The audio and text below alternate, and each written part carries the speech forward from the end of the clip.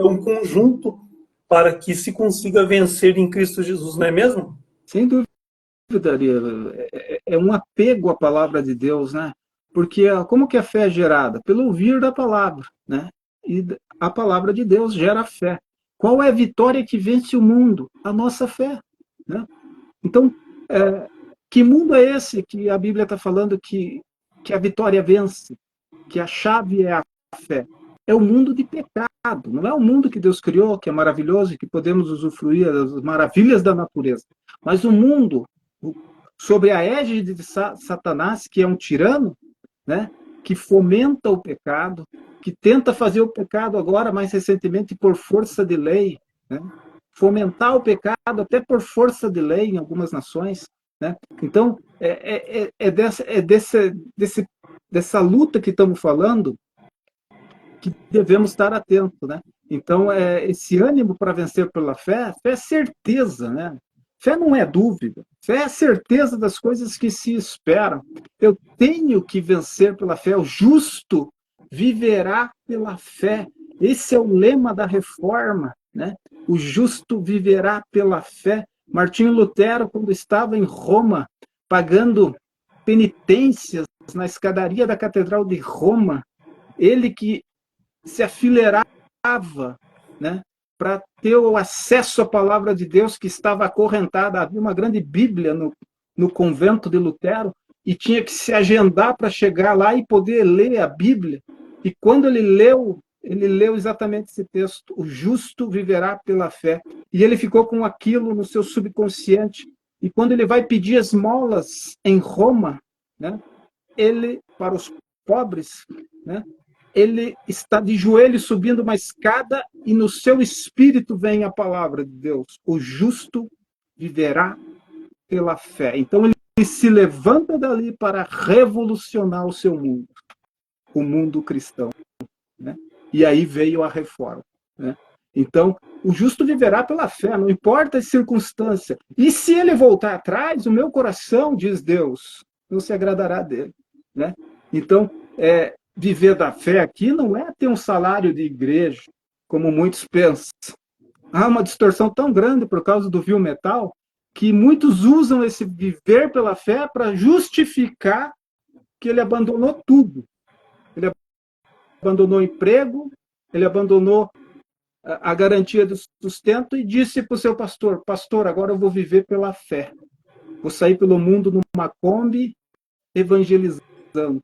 É claro que quebrou a cara. Né? Ele vai querer ser um peso para as igrejas? Paulo mesmo diz: nunca fui um peso, nunca pedi salário, né? Fiz voluntariamente, né? Falava fortemente isso. Nunca fui peso para a igreja de Cristo. Né? Então, muitos são um peso, né?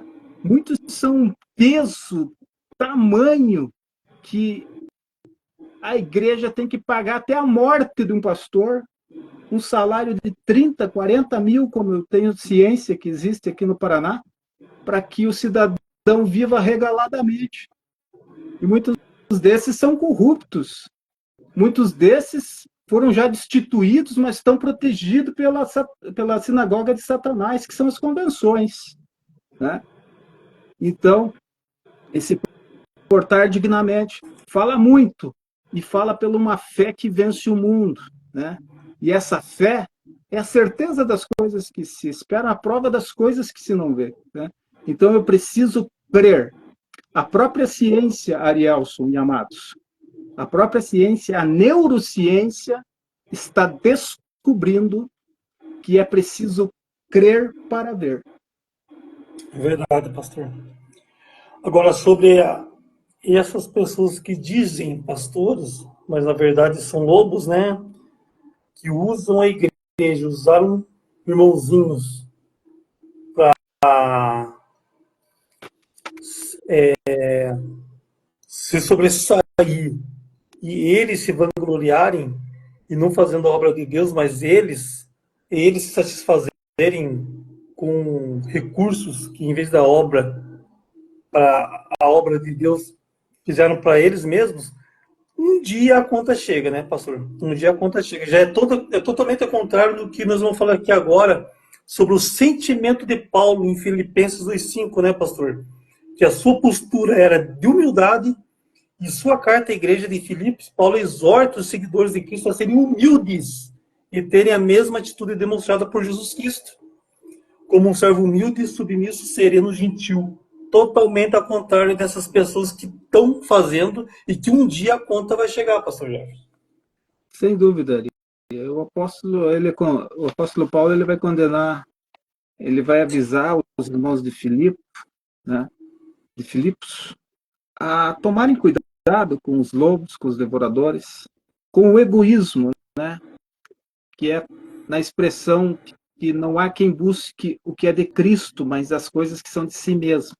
É uma das maiores características de alguns líderes que têm usado, né, a obra de Deus para enriquecer, né? Então, ele vai dizer que isso é buscar as coisas para si mesmo e não as coisas de Cristo, né? Mas esse sentimento de esvaziamento, ele tem, claro, em Cristo o exemplo maior, na kenosis, né? O termo para esvaziamento é kenosis no original, e ele vai dizer que Cristo, tenhamos o mesmo sentimento que houve em Cristo Jesus, que mesmo sendo Deus, não teve por usurpação, mas se esvaziou a si mesmo e, sendo achado na forma de homem, né, se fez servo. O grande problema hoje é que esses líderes eles não se veem como servos de Deus mais, mas eles querem ser servidos pelo rebanho. Eles querem os melhores carros, eles querem fortuna, eles querem dizimistas após dizimistas, né? Eles querem uma arrecadação. O que determina para eles que um obreiro é bom é o quanto esse obreiro tem a capacidade de arrecadar em sua igreja, né? Então, eu fiz parte de uma denominação que, numa dada reunião de obreiros, né, eu me perguntei o que eu estou fazendo aqui para ouvir tamanha besteira. O pastor presidente avisava os obreiros que cuidavam de congregação que, se caísse a arrecadação, a comitiva de pastores, daí ele falou o nome dos que faziam parte da comitiva, pastor fulano, ciclano e beltrano, chegarão nesta igreja sem prévio aviso e destituirão esse pastor, sumariamente. Não importa se esse pastor é amado por essa congregação, não importa se ele é um homem de Deus, mas se cair a receita, vocês já estão avisados. Isso é tirania de um tirano pastor. Então, é muito sério, né? Esse sentimento que havia em Paulo, ele tenta passar para os crentes, né?